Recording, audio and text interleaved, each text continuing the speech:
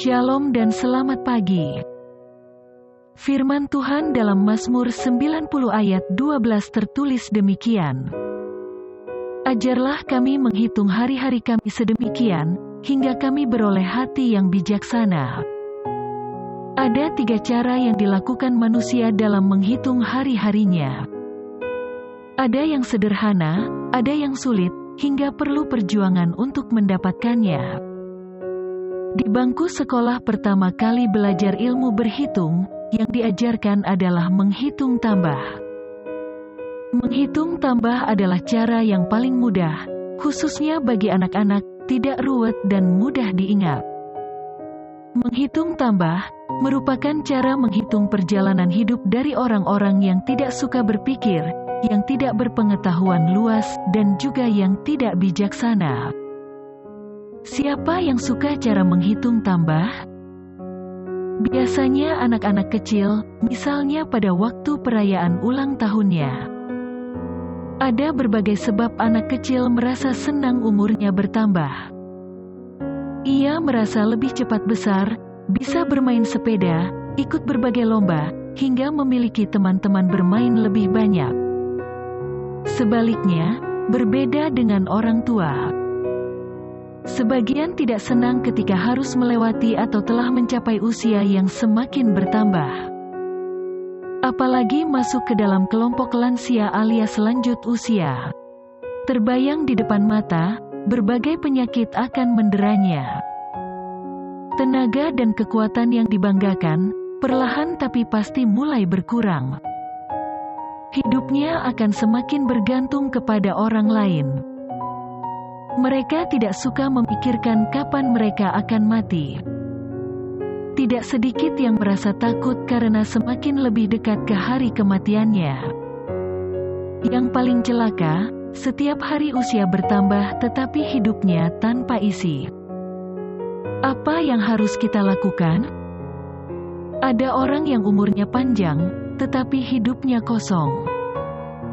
Bahkan Alkitab mencatat, Metusalah usianya 969 tahun. Manusia tertua sepanjang sejarah, tetapi hidupnya tanpa makna.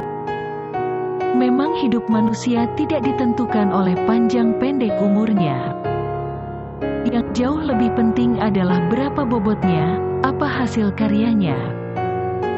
Dari banyak pemimpin dunia yang pernah hidup seperti Musa, Abraham, dan filsuf besar seperti Socrates, Plato, Aristoteles, hingga Mussolini dan Napoleon Bonaparte, yang berumur paling pendek adalah Yesus Kristus. Yesus mati di usia 33,5 tahun. Singkat memang, tetapi lihatlah karyanya.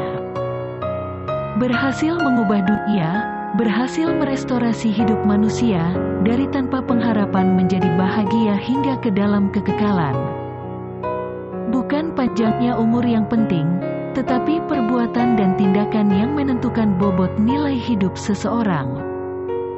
Simak apa yang ditulis Kevin Welk berikut ini. Akan ada 2 tanggal di batu nisanmu, dan semua sahabatmu akan membacanya. Tetapi yang terpenting adalah garis penghubung di antara kedua tanggal itu. Kita hidup di antara 2 tanggal penting, yakni tanggal kelahiran dan tanggal kematian. Orang tidak banyak memperhatikan tanggal itu, baik kelahiran maupun kematian. Yang dilihat dan dikenang adalah garis penghubung di antara kedua tanggal itu. Garis penghubung berbicara dan menggambarkan tentang perjalanan hidup kita. Bagaimana kita hidup? Apa yang kita buat selama kita hidup? Pengaruh apa yang sudah kita torehkan bagi keluarga, sahabat, sesama kita, dan dunia sepanjang hidup kita? Renungkan, dan jadilah bijak. Selamat memulai aktivitas. Terus jaga protokol kesehatan, tetap semangat dan salam hebat. Tuhan Yesus senantiasa memberkati.